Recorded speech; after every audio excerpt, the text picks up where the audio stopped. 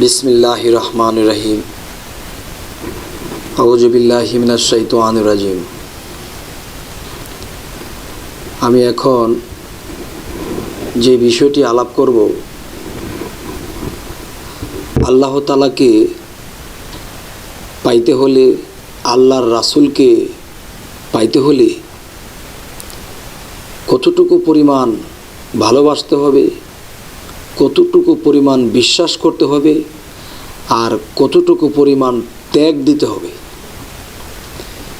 এই সম্বন্ধে আমাকে একজন জিজ্ঞাসা করলেন যে আল্লাহ ও রাসূলকে পাইতে হলে ত্যাগের পরিমাণটা কি, সাধনার পরিমাণটা কি এবং বিশ্বাসের পরিমাণটা কি।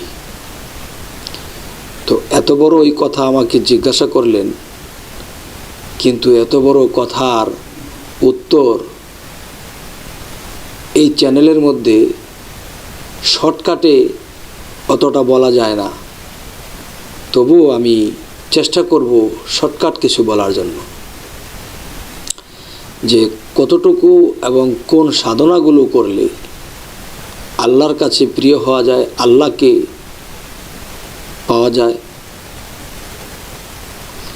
সাধনার আমি কয়েকটা কথা বলবো। হাইতনা তাওয়ায় দিবানিশি হয়ে যাওগে কামার পোড়া, শেষে যাবে লালবাজারে চারে রঙের নিশানোরে, অগ্নির মতো দুদু করে মধ্যে জিনিস ভরা, হে হরফের চাবি দিয়া সদাই গিয়ে গোড়া, এ তালা খুললে নয়ন মেলে দেখবে সাদা তিন কোঠরা, তালা খুললে নয়ন মেলে দেখবে সাদা তিন কোঠরা, তিন তালাতে এক নাম ফুটে হাহাকার এক শব্দ ওঠে, ঢেউ লাগে ত্রিবেণীর ঘাটে দেখছে রসিক যারা, ভালোবাসা ভবের আছা মিটে আছে তারা। এ হলো সাধনার গতি।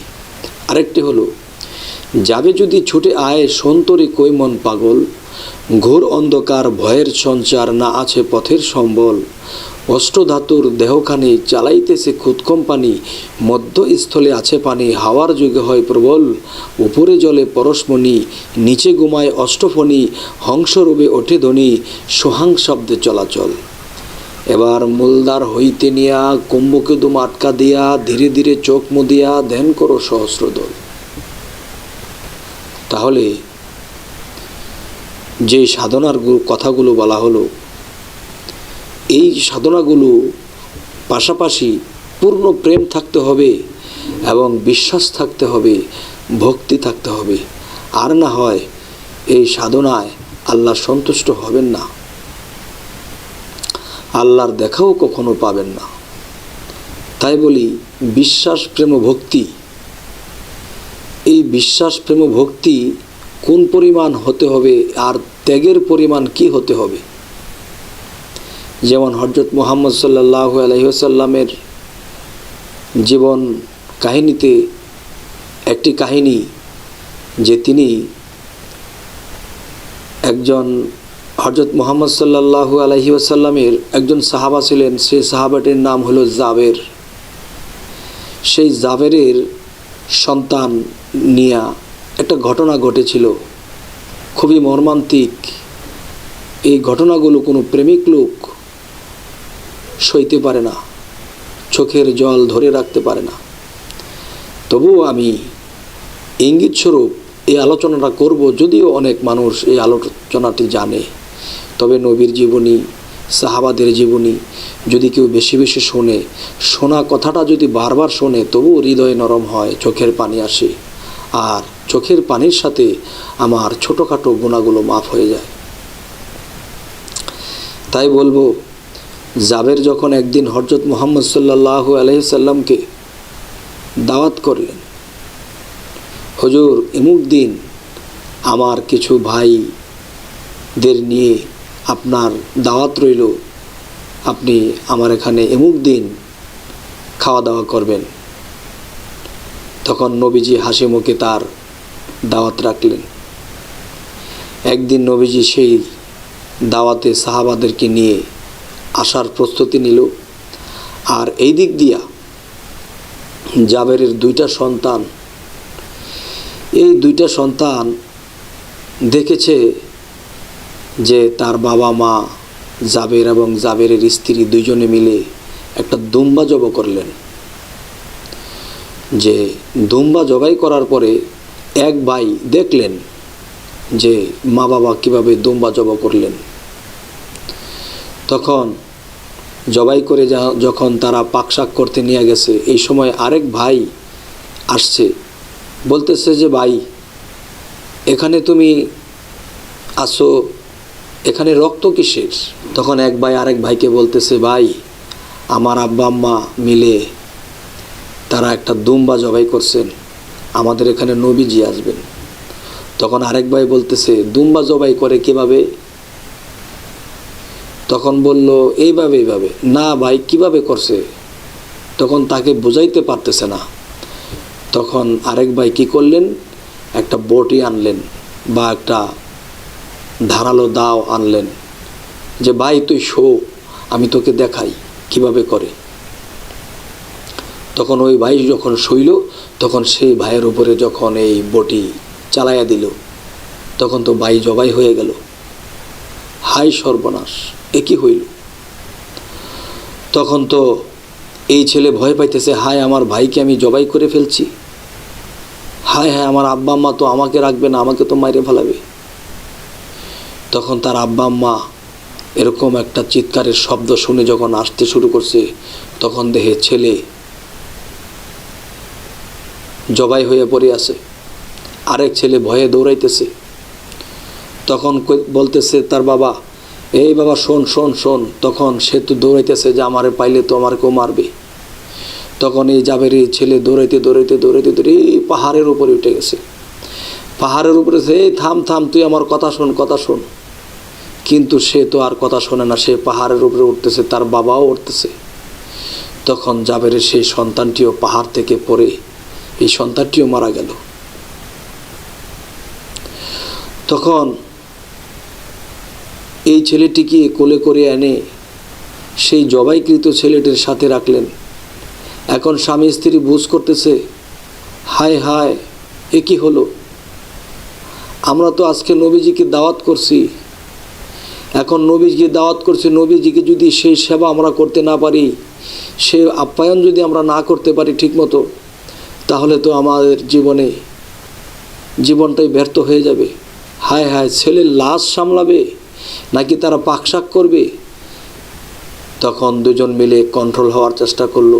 শোনো, যেই ঘটনা ঘটলো, এখন নবীজির সামনে যদি আমরা কান্নাকাটি করি, তাদের খাবার দাবারের ব্যবস্থা না করতে পারি, আমাদের তো অনেক বড় ভুল হয়ে যাবে, অনেক বড় পাপ হয়ে যাবে।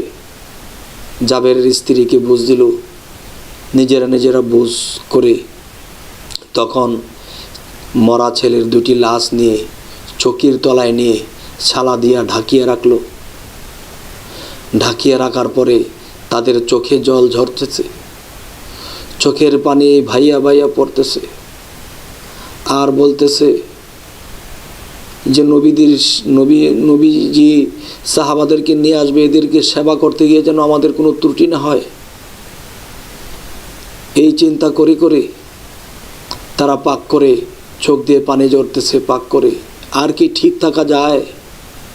নিজের প্রিয় সন্তান যখন সেই চকির তলায় ছালা দিয়ে ঢেকে রাখা হলো, এখন এসব কি আর টিকে থাকা যায়? তবুও নিজেকে টিসকে রেখে রেখে রেখে রেখে তারা পাকশাক করতেছে।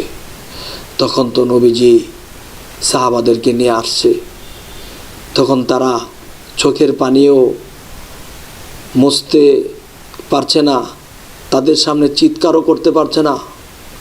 ভিতরে আত্মত্যাগ নিয়ে, ভিতরে বুক ফাটা চিৎকার, উপরে হাসি মুখে নবীজিকে এবং সাহাবাকে নিয়ে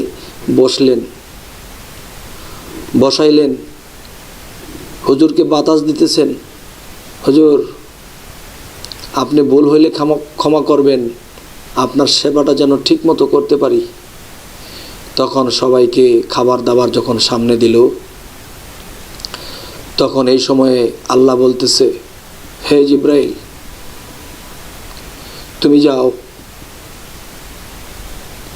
তুমি যাই আমার দোস্তকে বলো, সে যেন জাবেরের দুই সন্তানকে ছাড়া এই খাদ্য না খায়।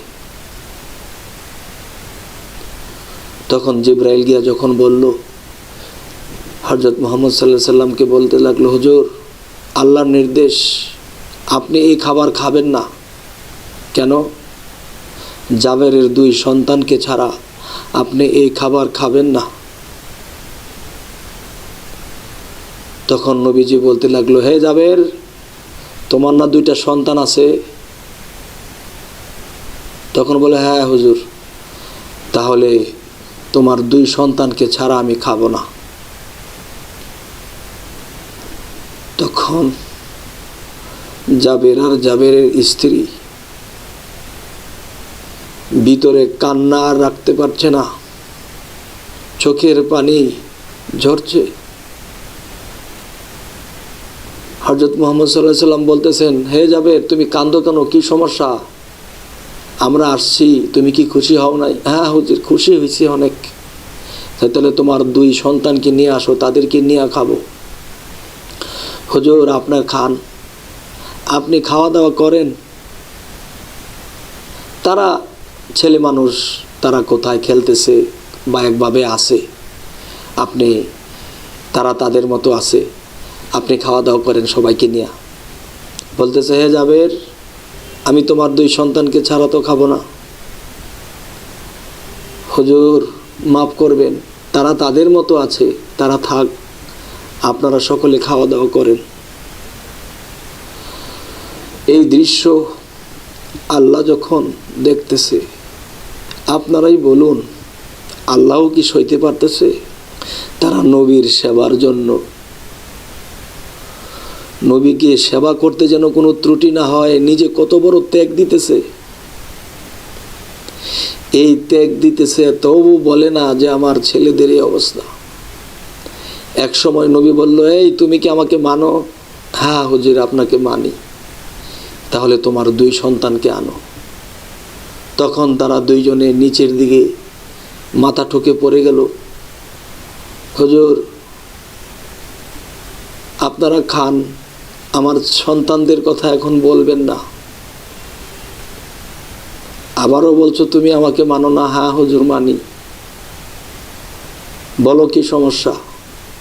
তখন নবীজিকে বলতে লাগলো, হুজুর এই বৃত্তান্ত, এই বিষয়। তখন নবীজি বলতেছে, চলো চলো, তোমার সন্তানগুলো কোথায়? তখন চকির তলায় গিয়ে দেখে সেই সন্তানগুলো ছালা দিয়ে ঢাকিয়ে রাখছে। তখন নবীজির চোখে পানি এসে গেল। আমার এই সাহাবা এত বড় ত্যাগ দিল, এত প্রেম দিল আমাকে, তার সন্তান 2টা মরে গেল। এই অবস্থা হয়ে তারা আমাকে বলে না, গোপন রাখে আমাকে সেবা করতে চায়। হে আল্লাহ, তোমার কাছে লাখো কোটি শুকরিয়া যে এরকম প্রেমিক ভক্ত, এমন প্রেমিক উম্মত, এমন প্রেমিক সাহাবা সাহাবী আমার আছে। তখন জিবরাইল নবীজির কানের গোড়ায় বলতেছে, হুজুর এদের ছালাগুলা সরাই দিয়া তাদের জাবেরের 2 সন্তানের হাতে ধরে আপনি এই কথাটা বলে টান দেন, তারা উঠে আসবে। তখন নবীজি তাই করলেন। সেই কথাটা বলে যখন 2 সন্তানের হাত ধরে টান দিল, 2টি ছেলে উঠে দাঁড়ায় গেল। তখন বলতেছে বাবার কোলে ধরে, বাবা আপনি না বলছেন নবীজি আসবে? এই তো নবীজি আসছে, সালাম করো। তখন আমার কথা হলো, আমাকে যে এই প্রশ্নটি করেছিল, কতটুকু ত্যাগ, কতটুকু প্রেম, কতটুকু ভক্তির দরকার। হে ভক্ত সকল, আমি সবাইকে বলছি, এরকম প্রেম ভক্তি এবং সাধনার শক্তি যদি থাকে কারো,